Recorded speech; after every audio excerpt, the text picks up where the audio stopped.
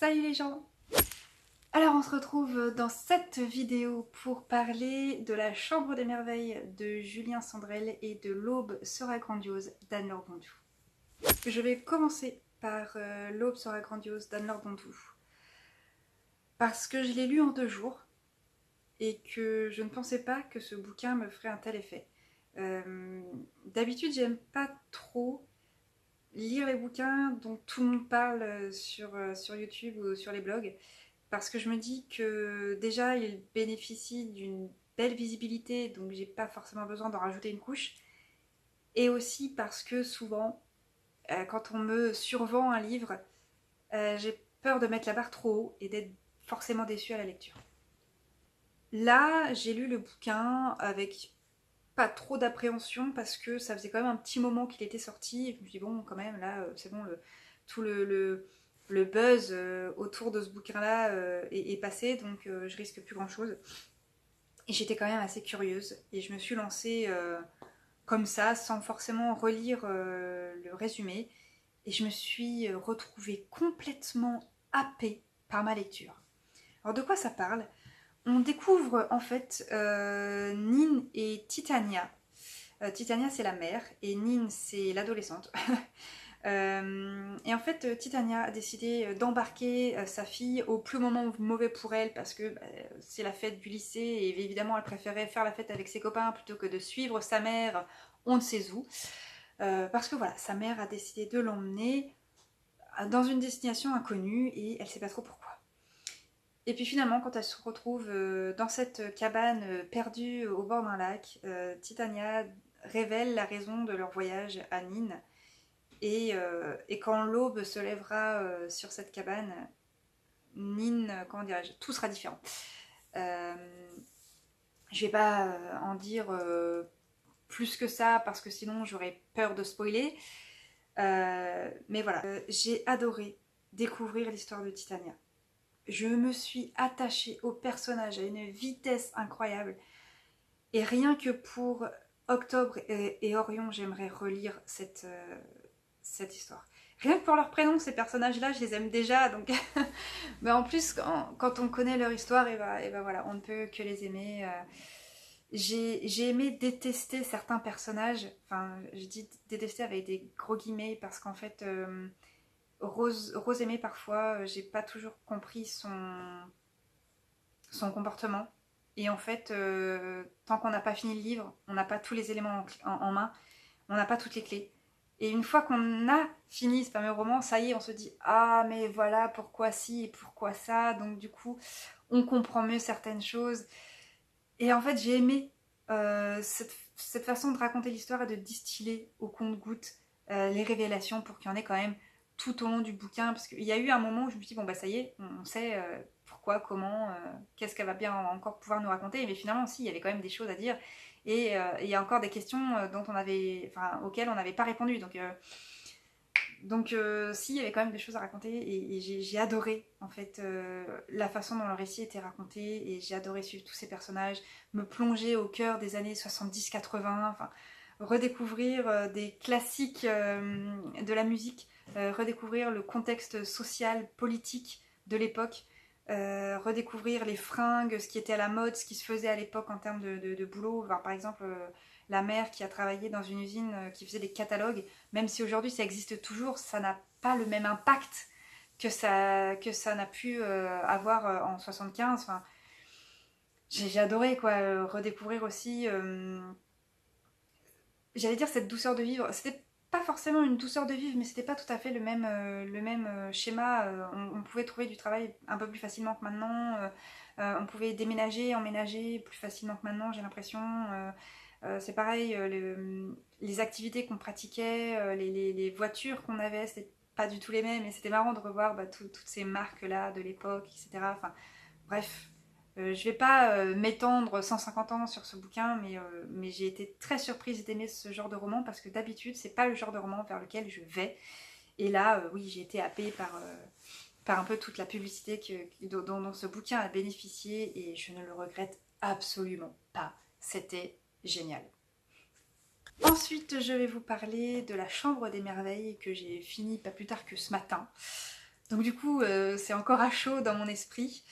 Et ce livre, il est pas, comment dirais-je, c'est pas un coup de cœur comme l'a été L'Aube sera grandiose. La Chambre des merveilles de Julien Sandrel, de quoi ça parle? Alors en fait, on découvre Thelma, qui approche gentiment de la cinquantaine, et qui a un fils, Louis, qui a 13 ans. Et malheureusement, Thelma est totalement happée par son travail, tellement happée qu'en fait, elle fait plus vraiment attention à son fils. Et en ce beau samedi où ils vont retrouver la grand-mère pour faire leur brunch habituel, Louis voudrait parler d'un sujet important à sa maman. Il pense être amoureux pour la toute première fois de sa vie, c'est vraiment important pour lui, mais voilà, il sent bien que Thelma n'est pas disponible pour lui, alors il s'en va sur son skate, énervé, déçu, frustré. Il traverse la rue et il ne fait pas attention. Et là, le drame, il se fait percuter par un camion. Et là, Louis est dans le coma. Et comment dire, je m'attendais pas à ce genre d'histoire, parce que même si j'en avais entendu parler, j'avais pas trop relu le résumé, ni quoi ni qu'est-ce. Je me suis un peu lancée à l'aveugle, un peu comme pour L'Aube sera grandiose. Et, euh, et je me suis dit, quand même, ce livre a l'air d'être vendu comme un livre feel good, et comment l'auteur va s'en sortir avec un début d'histoire pareil.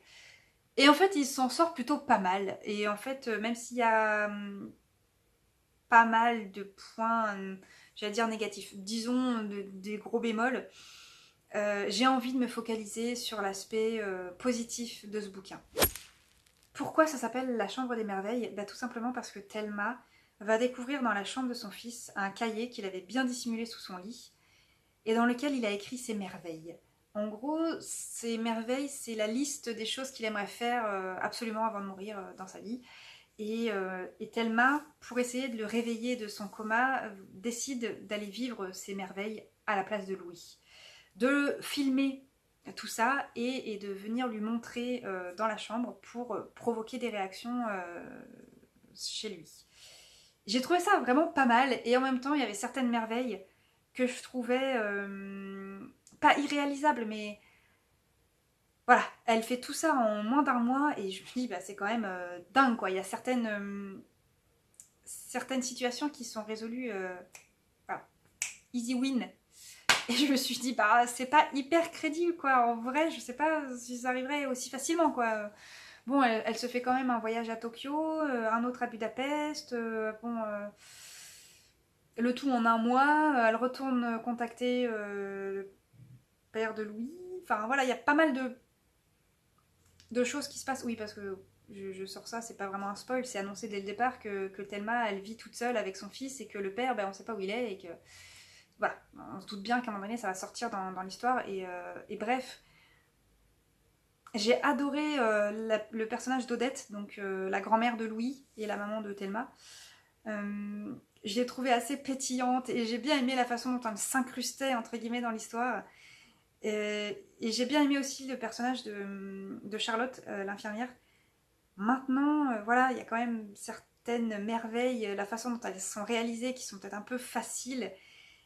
Et pareil, la rencontre de Thelma avec son beau gosse, là, je me suis dit, non mais, effectivement, oui, ça paraît un peu facile, le mec a l'air tout parfait, tout beau, célibataire, il a une histoire aussi tragique, mais quelque part, bah, ça arrange bien les affaires de Thelma, enfin, c'est assez horrible présenté comme ça, mais on pourrait se le dire, donc je peux comprendre que le livre ait eu des critiques sur ce point-là, parce que, effectivement, c'est un peu de facilité par certains moments et c'est dommage, mais moi j'ai envie de me concentrer sur le positif parce que même si tout ça, ça paraît un peu invraisemblable, j'ai envie d'y croire parce que c'est un livre et qu'il y a quand même pas mal de bons sentiments et que ça fait pas forcément de mal des fois de se concentrer sur les aspects positifs, sur l'amour qu'on peut transmettre, que ce soit de l'amour entre une mère et un fils, une mère et une fille, entre voilà, des gens qui se connaissent pas, par exemple l'infirmière qui va se lier d'amitié avec Thelma. Voilà. C'est bien des fois de se concentrer sur le positif parce que si on allume la télé, qu'on écoute la radio, qu'on lit les journaux, tu te prends tellement de négativité dans la face. Waouh! Des fois ça fait du bien, même si ça paraît pas hyper crédible. On s'en fout, c'est un livre, c'est une fiction.